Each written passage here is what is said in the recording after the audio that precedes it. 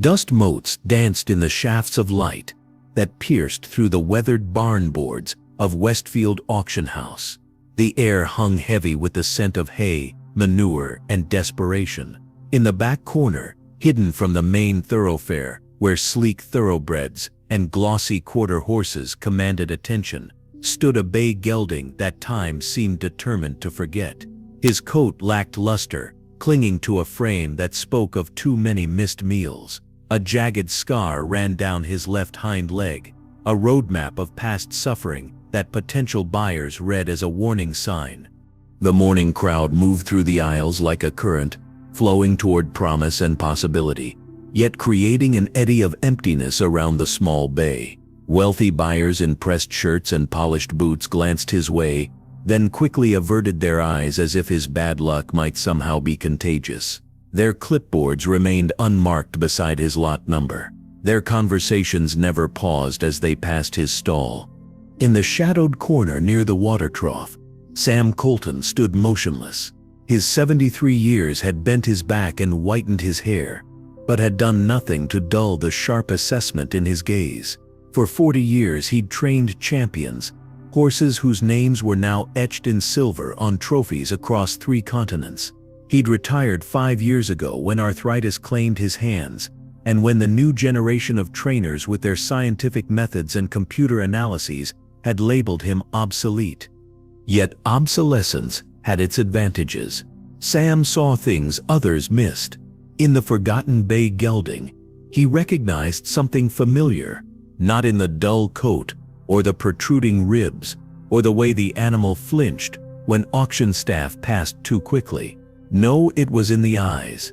Deep brown and unnervingly still, they tracked movement with a measured intelligence that Sam had seen only a handful of times in his long career. The horse wasn't broken by his circumstances. He was enduring them, calculating, waiting.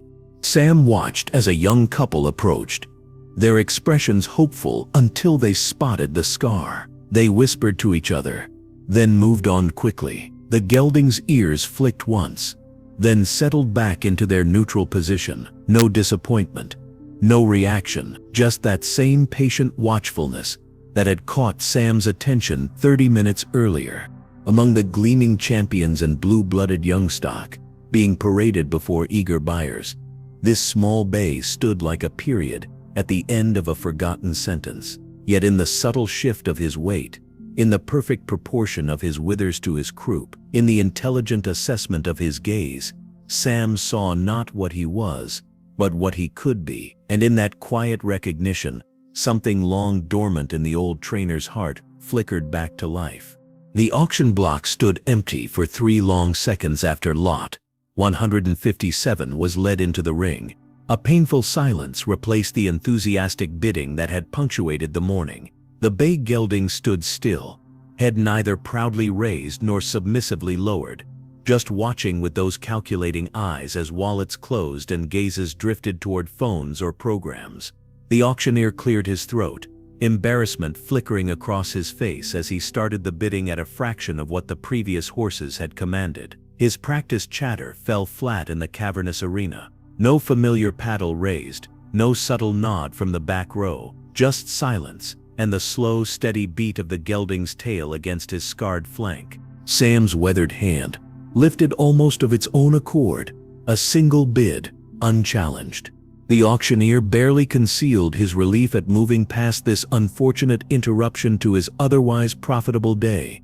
He couldn't even recall if the paperwork had listed a name for the animal. The gavel fell with a crack that echoed through the now murmuring crowd. Heads turned toward Sam, eyes narrowed in confusion or pity. Raymond Fletcher, whose warm bloods commanded 5 figures at minimum, shook his head slowly as Sam passed. Meredith Hollingsworth, whose breeding program had produced 3 Olympic mounts, pressed her thin lips together in a gesture that spoke volumes about Sam's mental faculties. Back at the loading area, the auction hand couldn't hide his surprise when Sam appeared to claim the bay.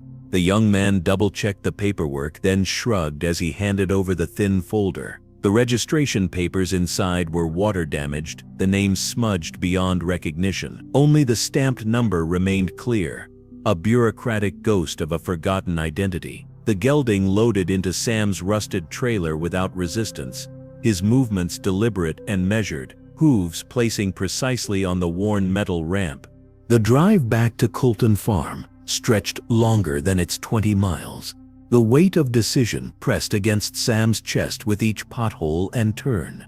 Emma would be waiting, her own dreams folded and packed away after her fall 3 years ago. The accident that shattered her leg had broken something deeper inside her, something that surgeons couldn't reach with their titanium pins and careful stitches. She had given up her promising career, returned to the struggling family farm, and wore her bitterness like armor.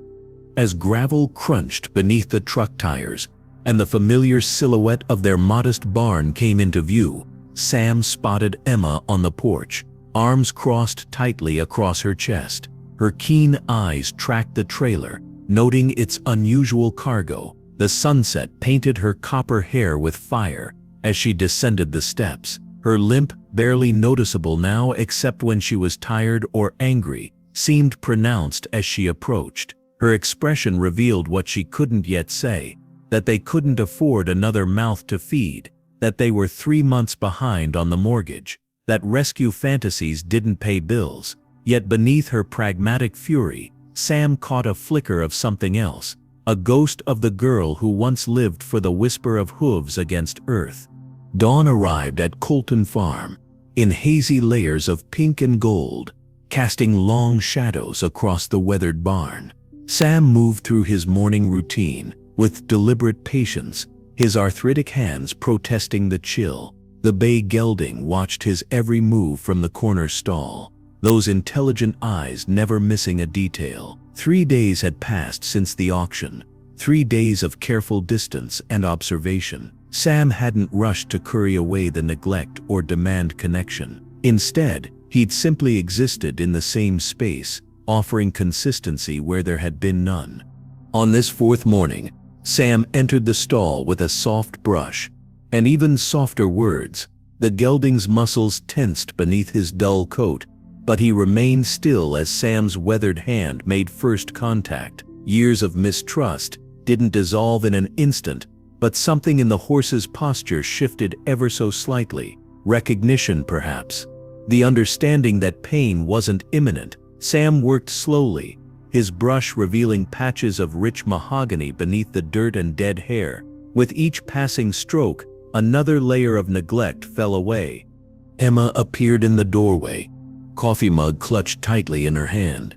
Her skepticism had softened marginally after watching her father's patient approach from the shadows. The morning light caught something on the gelding's shoulder, a small patch where the hair grew in a distinctive swirling pattern. Her breath caught in her throat. That marking was distinctive, familiar from years studying bloodlines in breeding journals. Her fingers trembled slightly as she set down her mug and moved closer. Sam stepped back as Emma approached the gelding's shoulder, her fingers tracing the whorl with disbelief. Her mind raced through catalogs of bloodlines and breeding farms. That particular marking was rare, documented in only one line of thoroughbreds, descendants of Midnight Crown, the Triple Crown winner whose progeny commanded 6 figures at minimum. The possibility seemed absurd, yet the evidence stood before them, hidden beneath years of abuse and neglect. With renewed purpose, Sam retrieved the water-damaged registration papers from his office drawer. Hours passed as they worked together, Emma's laptop glowing in the barn aisle as she cross-referenced markings and confirmation details with database records. The pieces aligned with devastating clarity. This forgotten auction horse carried royal blood, his pedigree disguised by misfortune and mishandling. Grandson of a legend, born to run, consigned to obscurity through no fault of his own. As sunset painted the barn in amber light, Emma's fingers hovered over a name in her database. The horse's birth name was pretentious and forgettable, a shadow that no longer fit the survivor standing in their barn.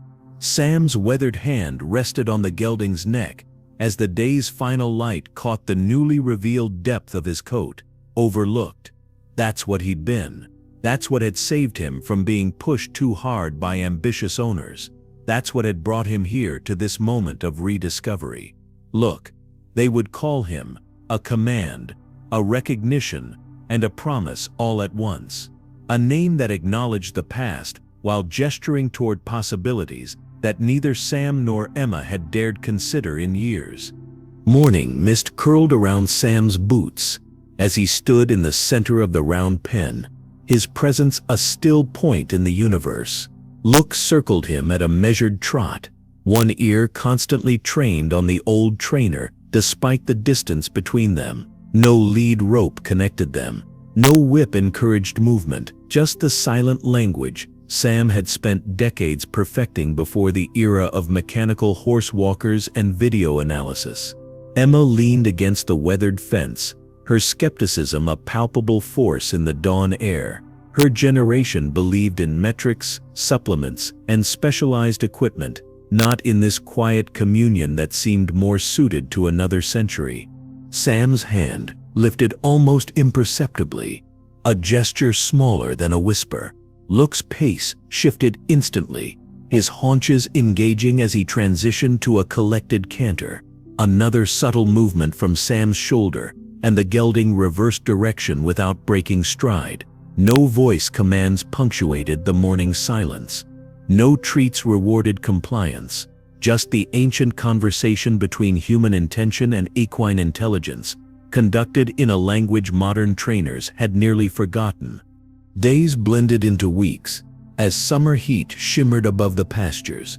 Emma's doubt gradually transformed into reluctant fascination. Look's coat now gleamed with health, his muscles developing definition that revealed his true breeding.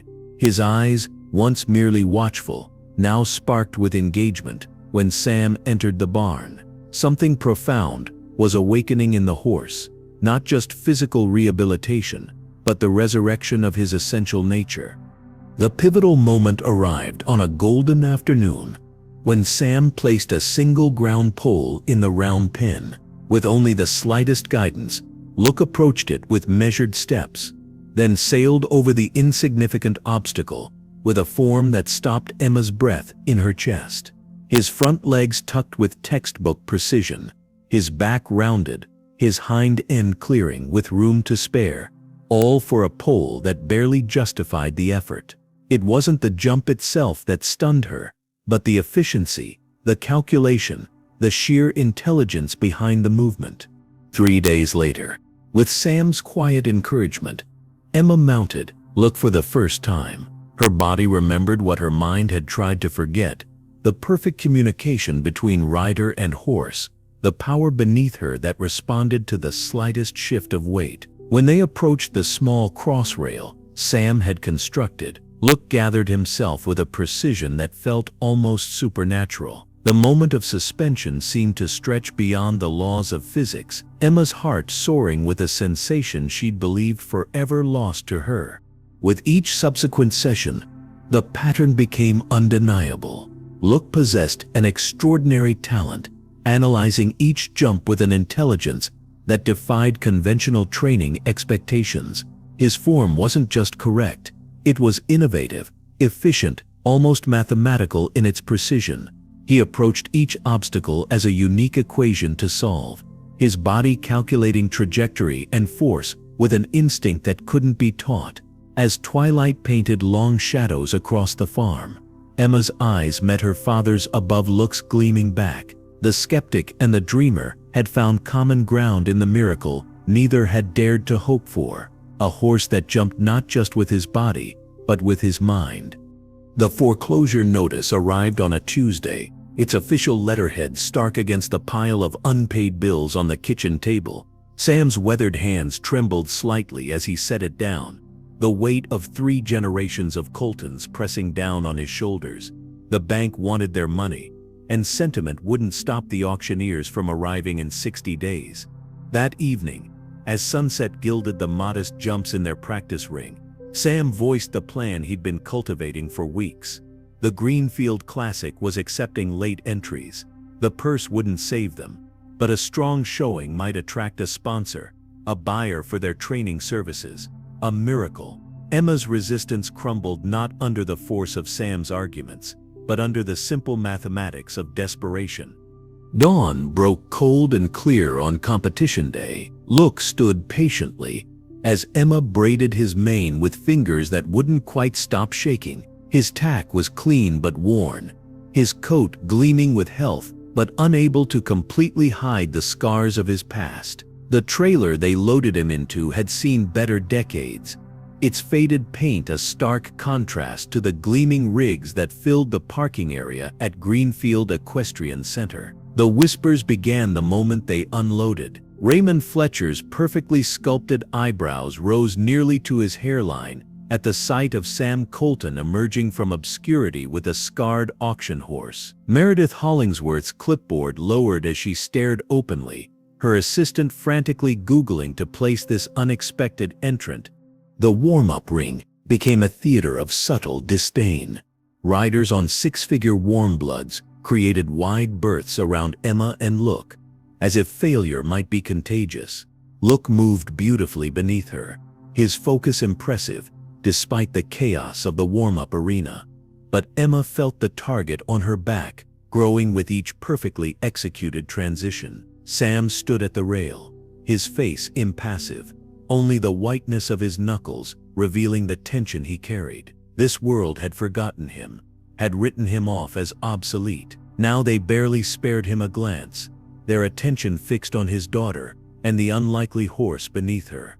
When their number was called, Emma guided Luke toward the competition arena. The stands loomed unexpectedly large, packed with spectators whose collective gaze felt physical. The announcer's voice echoed across the grounds as he fumbled through their hastily completed paperwork, uncertainty evident in his tone. Luke's ears flicked rapidly, his breathing quickening as they entered the unfamiliar space. The starting bell rang, and Emma gave the gentlest of signals to move forward. The disaster unfolded in slow motion. Luke's first jump was perfect, his form flawless, but the flash of a camera from the rails sent a visible tremor through his body. By the third fence, his confidence had shattered completely. The crowds, the announcer, the overwhelming sensory experience of hundreds of unfamiliar scents and sounds broke through his fragile trust. He refused the fourth jump entirely, then bolted sideways when a child screamed in the stands. Emma managed to guide him through the exit gate before completely losing control. Their elimination was announced in clipped tones as muffled laughter rippled through the VIP section. Sam met them beyond the arena, his face carved from stone as he helped Emma dismount from the trembling horse. The long walk back to their trailer stretched before them like a gauntlet of whispered judgments and averted eyes. 3 days of relentless rain turned the paddocks to mud and confined the horses to their stalls. Emma moved through her chores mechanically, the shame of their public failure still burning beneath her skin. The foreclosure clock ticked louder with each passing day. On the fourth morning, the storm intensified, but cabin fever drove Emma to saddle Monarch, their reliable school horse, for a brief workout in the covered arena. Sam watched from the barn doorway, concern etched in the lines around his eyes, as thunder rolled across the valley. Luke stood alert in his stall, ears pricked forward, nostrils flaring with each lightning flash. The wind changed suddenly, violently. A deafening crack split the air as an ancient oak surrendered to the storm, its massive branches crashing through the roof of the covered arena. Monarch panicked, his training evaporating in the face of primal fear. Emma fought for control as the gelding reared, his front hooves pawing at air electrified with terror. The impact when she hit the ground drove the breath from her lungs, stars exploding behind her eyelids. Monarch bolted through the shattered arena door, disappearing into the gray curtain of rain. In the barely conscious periphery of her awareness, Emma registered the thunder of approaching hooves, not Monarch returning, but something else, a presence moving with deliberate purpose through chaos. Luke appeared through the rain, without halter or lead rope, having somehow opened his stall door. He approached her fallen form with careful precision, positioning himself between her and the still falling debris from the collapsing roof. Lightning illuminated the arena in stark flashes, revealing the gelding standing guard, his body creating a shield against the storm's rage. When Emma's strength returned enough to stand, Luke lowered himself in an impossible gesture, kneeling on the sodden arena floor beside her. Understanding bloomed through her pain. He was offering himself, creating a way for her injured body to mount without strain. The journey back to the barn, through the howling storm, passed in a blur of rain and thunder, Luke picking his path with uncanny awareness of Emma's precarious seat on his bare back. In the quiet aftermath, as Sam tended to Emma's injuries, and the storm gradually released its hold on the valley, something fundamental shifted. The disaster at Greenfield faded into insignificance against this new understanding. Luke hadn't responded to commands during their fateful competition, because commands weren't his language. He responded to trust, to partnership, to the silent communication that transcended traditional training methods. The next morning broke clear and cold. The world washed clean. Emma limped to the round pen, where Luke waited, his eyes tracking her movement. No lead rope connected them. As she opened the gate, no crop directed his motion. Her body spoke a new language now, offering suggestion rather than demand. Luke moved with her in perfect synchronicity, reading intention rather than instruction. When they approached the single jump Sam had set up, Emma closed her eyes, visualizing rather than directing the approach. Luke gathered himself and soared, his form transcendent, his intelligence unleashed by this new covenant between them. In the moment of suspension above the jump, Emma glimpsed not just a different approach to training, but a revolution, a way forward that might change everything, if only the world was ready to see it. Dawn arrived at Colton Farm, with newfound purpose in the weeks following the storm. Emma rose before first light, her notebook filled with observations, theories, and training sequences that defied conventional wisdom. The orthodoxy of competitive jumping had remained unchallenged for decades.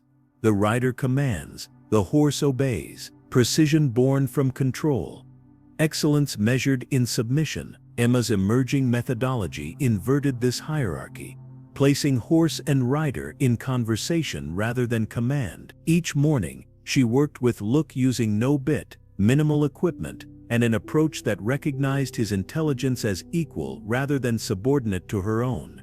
Sam watched from the fence line, his weathered face revealing little, but his eyes growing brighter with each passing day. His generation had glimpsed fragments of this approach, whispers of a different way, but tradition and competition had overwhelmed innovation. Now his daughter stripped away decades of rigid methodology, returning to something more primal, more honest. Luke flourished under this evolution, his movements becoming not just technically correct but inspired. He no longer simply cleared jumps, he solved them, finding the most efficient path with mathematical precision that no human could teach. The Riverside Charity Show arrived on a perfect autumn day, a modest local competition with more heart than prestige. Emma entered Luke in the lowest jumping class, aware that curious eyes would be watching after their spectacular failure at Greenfield. Their warm-up attracted sidelong glances, no martingale, no flash noseband, no running reins to force his head into the accepted position. Just a simple snaffle, and Emma's quiet presence in the saddle. When their turn came, hushed murmurs rippled through the small crowd. The scarred auction horse, with the minimal tack, and the trainer's daughter, who had vanished from the circuit after her accident. Luke entered the arena with calm focus, his attention neither scattered by the crowd, nor artificially constrained by restrictive equipment. The course unfolded before them not as a series of commands, but as a conversation. Emma visualized each jump, each turn, each transition without micromanaging every stride. Luke responded with mathematical precision, his body finding solutions that textbooks hadn't conceived. When they cleared the final oxer with effortless grace, the timer showed a full 4 seconds faster than the previous leader. The modest blue ribbon they earned that day meant little in the broader equestrian world, but the whispers had begun. 3 more local shows brought 3 more victories. Each time, the crowd of observers grew. Trainers initially watched with skepticism, then confusion, then reluctant curiosity.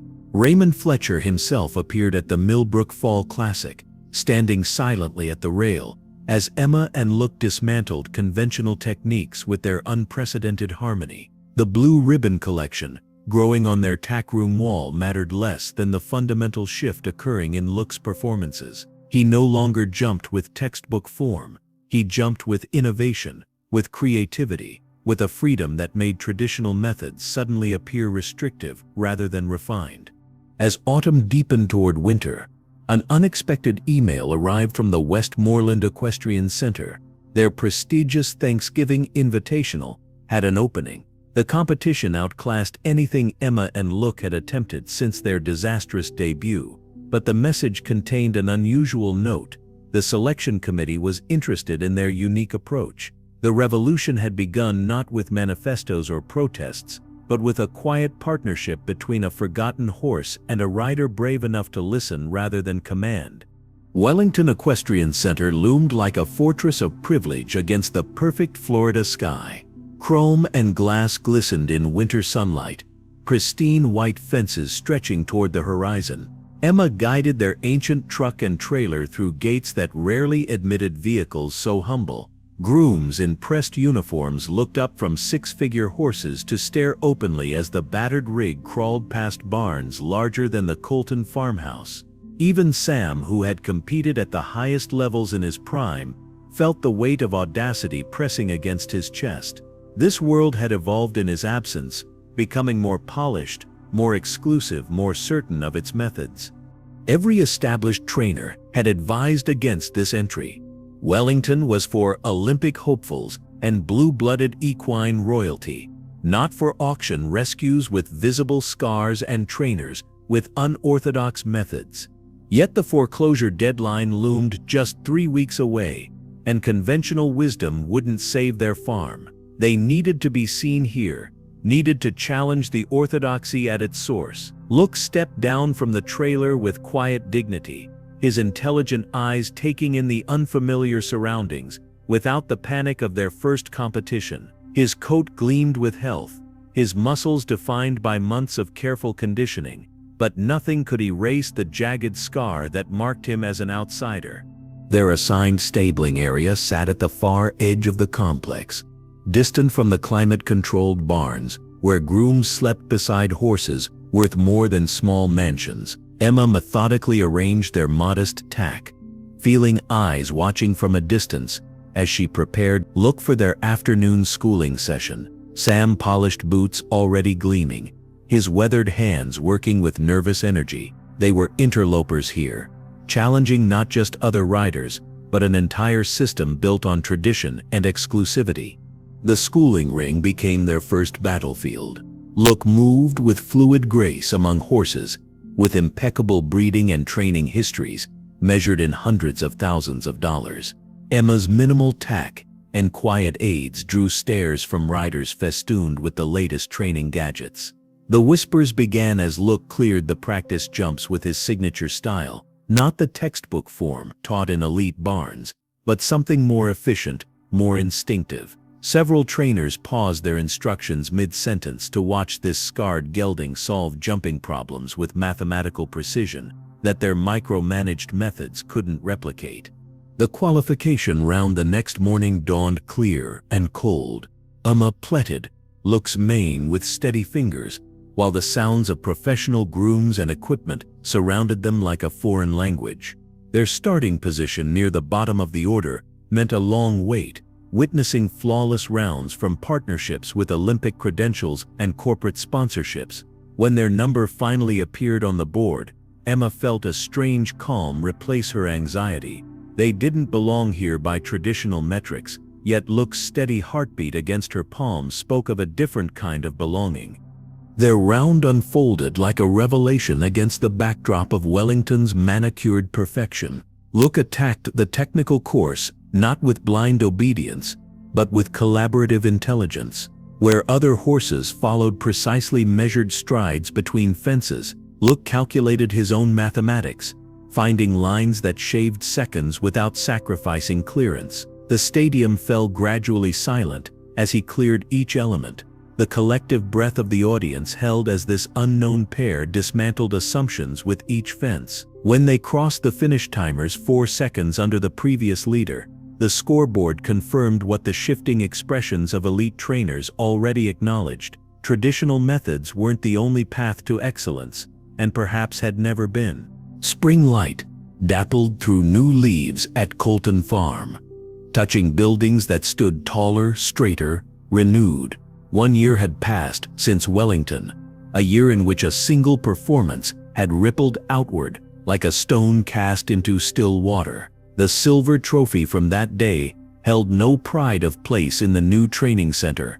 Instead, Look's faded auction tag hung framed beside photographs of their journey. The mortgage papers lay in Sam's desk drawer, stamped with finality, paid in full, not from the modest purse they'd won, but from what came after: the sponsors, the clinics, the believers who had glimpsed a new possibility. The paddocks beyond the barn now held a dozen horses with stories written in their scars. A dapple gray with a twisted knee found at a kill pen auction, a one-eyed chestnut rescued from neglect, a nervous thoroughbred discarded after a racing injury. Each one selected not despite their flaws, but because of them, because in their resilience lay the raw material of transformation. Emma moved among them with quiet confidence, her methods refined but unchanged in their essence. Partnership, not domination; invitation, not demand; intelligence honored rather than harnessed. Raymond Fletcher himself had come 3 months ago, standing awkwardly in the barn aisle, with decades of certainty suddenly flexible in his hands. He'd brought his most challenging young prospect, and left with questions that undermined a lifetime of training doctrine. Meredith Hollingsworth had followed a week later, her curiosity finally overcoming her skepticism. Even Clifford Kennedy, whose equine investments were calculated purely by their return potential, had grudgingly sent his stable manager to observe what he called the Colton approach. Look moved across the spring grass with the same mathematical precision that had shocked Wellington into silence. His scarred leg had never limited him, had perhaps even taught him efficiency that perfectly bred horses never needed to learn. Sam watched from the fence line, his weathered hands relaxed against the wood. The revolution hadn't come with manifestos or angry rejections of tradition. It had come quietly, empirically, results that couldn't be dismissed, speaking louder than any argument could. The letter from Westfield Auction House lay opened on the office desk, their invitation formal and humble simultaneously. The inaugural Overlooked Classic would be held in their main arena next month, open exclusively to horses purchased from kill pens, auctions, and rescue organizations. The same arena where Look had stood unnoticed would now celebrate the potential in the forgotten. The auction house president had personally called to ask if Look would make an appearance, not to compete, but to remind everyone why they were there.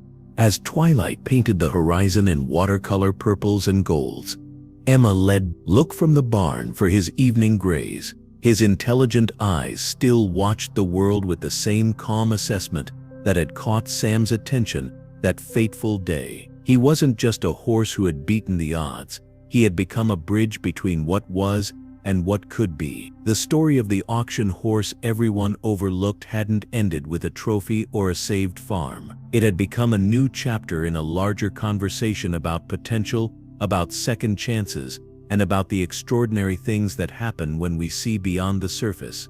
If you found inspiration in Look's journey from forgotten auction lot to game changer, hit that like button and subscribe to our channel. Your support helps us share more stories of remarkable horses who changed the world against all odds. Thank you for watching, and I'll see you in the next video.